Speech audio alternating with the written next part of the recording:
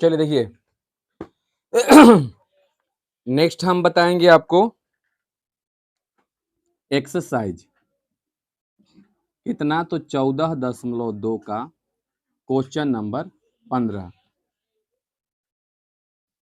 ठीक, देखिए 15 क्वेश्चन में क्या दिया गया है, समलंब है ना, समलंब का क्षेत्रफल ज्ञात कीजिए यदि इसकी समांतर भुजाएं दिया हुआ है और एक ऊंचाई दिया हुआ इसमें है। ठीक है, तो सबसे पहले देखिए क्या बोलते हैं हम, तो समलंब चतुर्भुज है ना, तो समलंब चतुर्भुज में दो भुजाएं क्या होती है, समांतर होती है और एक ऊंचाई होती है। ठीक है, तो सबसे पहले देखिए कि यदि आपका ऊंचाई दिया हुआ रहे और दो समांतर भुजा दिया हुआ रहे तो मैथ आपका आराम से बन जाएगा। ठीक है, तो देखिए यहां पर दिया गया है कि समलंब है ना, चित्र आपका इस टाइप से होता है, देखिए इस टाइप से आपका होगा। ठीक ना, ऐसे रहेगा चाहे ऐसे रहेगा। ठीक है, तो ये समलंब में आता है क्योंकि इसका दो भुजाएं क्या है, समांतर है और एक इसका ऊंचाई है।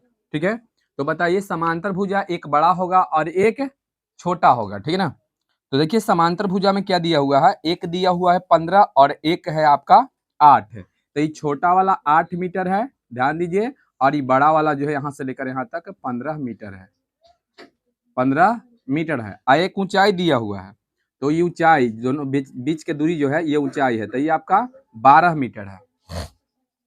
कितना है, 12 मीटर। अब देखिए सबसे पहले क्या करेंगे, तो इसका क्या निकालना है, क्षेत्रफल निकालना, तो लिखेंगे समलंब चतुर्भुज, समलंब चतुर्भुज की समांतर समांतर भुजाएं, तो समांतर भुजाएं इसका कितना है, 12 मीटर तथा 8 मीटर, यही ना, एवं ऊंचाई इसका कितना है, ऊंचाई कहिए चाहे शीर्ष लंब कहिए, कहीं शीर्ष लंब भी दिया हुआ रहेगा, समझ गए ना, तो चलिए ऊंचाई से कितना है, 12 है, कितना है, 12 है कि दूसरा है, हाँ बीच की दूरी कितना है, 12 है, कितना है, 12 मीटर है। क्लियर, अब निकल गया, इसलिए क्षेत्रफल बराबर 1/2 गुने समांतर समांतर भुजाएं है ना, समांतर भुजाओं का योग, भुजाओं का योग क्या होगा, योग अगुना में ऊंचाई, चाहे गुना में ऊंचाई कहिए चाहे गुना में शीर्ष लंब कहिए, है ना, तो चलिए आगे बढ़ते हैं। 1/2 और गुना में समांतर भुजा कौन है, तो 12 है, 8 है, तो इसे घेरते हैं और लिखते हैं 12 + 8 दोनों के योग ना कहता है, और गुना में ऊंचाई, तो ऊंचाई मेरा 12 है, कोई दिक्कत है, हाँ नहीं।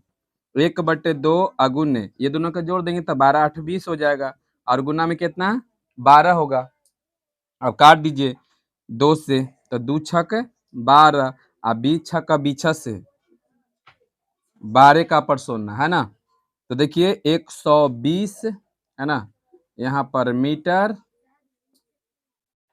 20 छक 20 20 का 20 40 20 60 20 को 80 20 500 20 छक 20 से मतलब 100 120 120 मीटर स्क्वायर।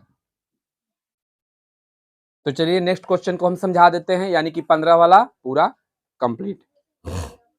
तो देख लीजिए 15 वाला में देखिए कहां तक आपका बन जाएगा, 15 वाला देखिए हम एक बना दिए हैं और आप दूसरा बना लीजिएगा। तो देखिए समांतर भुजाएं इसमें कितना है कि 12 है और 6 है, 15 8 के जगह पर 12 6 है, और 12 के जगह पर जो ऊंचाई है जो बीच के दूरी दिया गया है उस शीर्ष लंब 10 दिले हैं, तो बोलिए ये बनेगा कि नहीं बनेगा, तो ये फाइनल ना, यानी कि 12 के 15 के 1 2 3 कंप्लीट। ठीक है, ऐसे बनला तो आपका समलंब वाला नेक्स्ट वाला 16 भी बन जाएगा, 16 बना देगा। चलिए 16 के भी भाग बचल है, इसको भी बना देते हैं। ठीक, तो देखिए क्वेश्चन 16 में क्या दिया गया है, एक समलंब चतुर्भुज का क्षेत्रफल आपकी दिया हुआ है, क्या दिया हुआ है, क्षेत्रफल 570 मीटर स्क्वायर तथा समांतर भुजाओं का योग, पहले ही से योग दिले है क्या,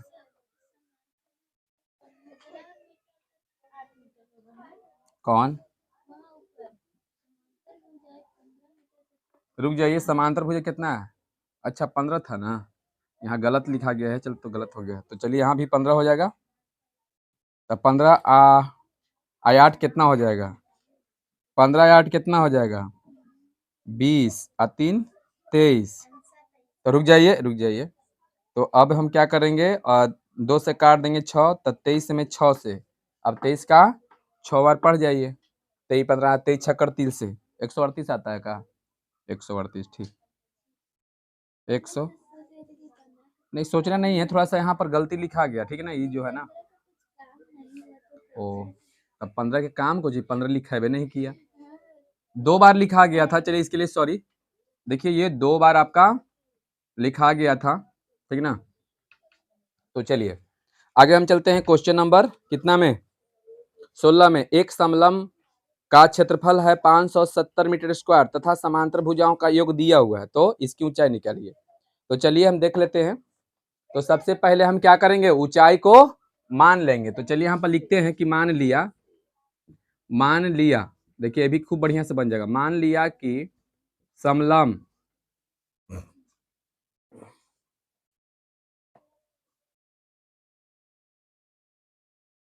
और ऊपर लिखते हैं, चलिए यहाँ पर लिखते हैं 16वां क्वेश्चन, ठीक। मान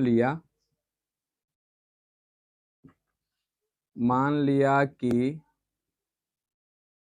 समलंब चतुर्भुज का है ना क्या, तो ऊंचाई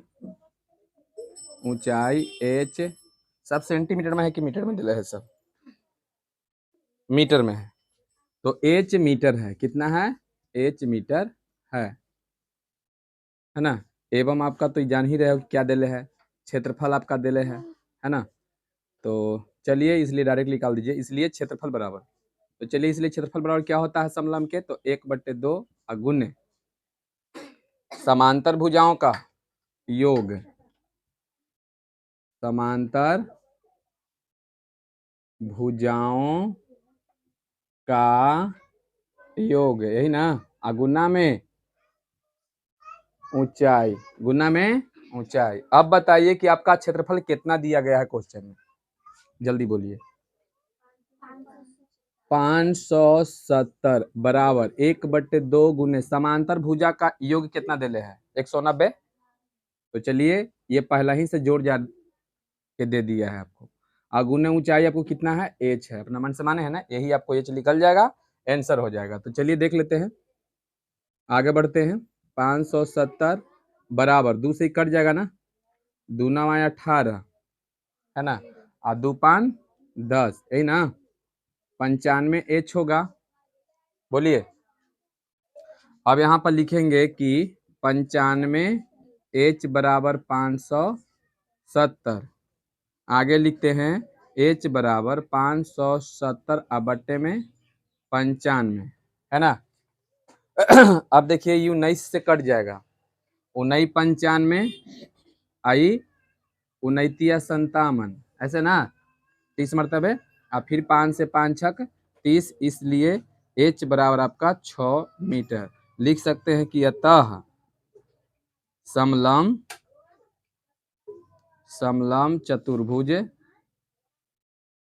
चतुर्भुज का, है ना, चतुर्भुज का ऊंचाई कितना, कि ऊंचाई कितना हो जाएगा, तो ऊंचाई कितना हो जाएगा, ऊंचाई हो जाएगा आपका 6 मीटर, 6 मीटर। चलिए क्या हो गया आपका फाइनल आंसर, रुक जाइए। तो चलिए आपको समझ में आया ना। अगर मान के चलिए कि जो भी बच्चा का समझ में नहीं आया तो कमेंट जरूर कीजिएगा, हम कोशिश करेंगे कि हम ठीक से बता रहे हैं कि बताने में कोई दिक्कत है, ठीक है ना। तो चलिए थैंक यू, धन्यवाद।